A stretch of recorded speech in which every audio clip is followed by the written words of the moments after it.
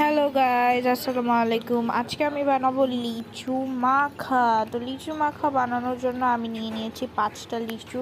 আর আমি এখানে গ্রিন আর রেড কালারে দেখে নিয়েছি যাতে টক মিষ্টি টাইপের হয়। আর আমি এখানে নিয়েছি বড় বড় টসটসে রসালো লিচু। তো আমি এগুলো এখন বাটিতে নিয়ে নেব আর তারপরে এখন আমি এগুলোকে ছিলে নেব।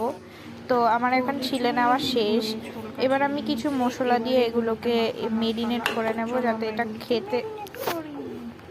তো আমার ছিলা হয়ে গেছে, তারপর আমি এগুলোকে ম্যারিনেট করে নিব। তো আমি এখানে এগুলোর মধ্যে দিয়ে দিচ্ছি চিলি ফ্লেক্স। চিলি ফ্লেক্সটা আপনারা আপনাদের পরিমাণ মতো দিতে পারেন। কেউ যদি কম খায় তাহলে সে একটু কম দেবে, আর যে বেশি খাবে সে বেশি দেবে। আমি একটু মিডিয়াম দিয়েছি। আর চিলি ফ্লেক্সটা তো কিন্তু আপনাদেরকে দিতেই হবে, নাহলে এটা টেস্ট ভালো আসবে না। যদি আপনারা ঝাল না খেতে পারেন তাহলে এটা বানানোর দরকার নেই।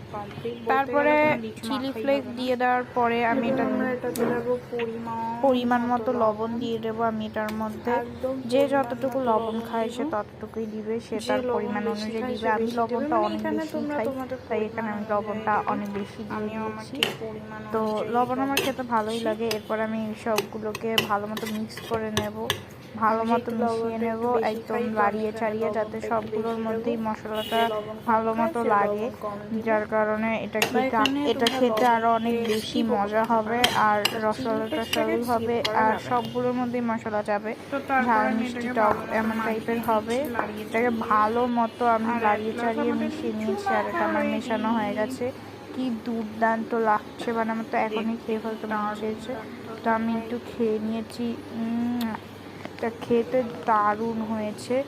এমন আর রেসিপি পেতে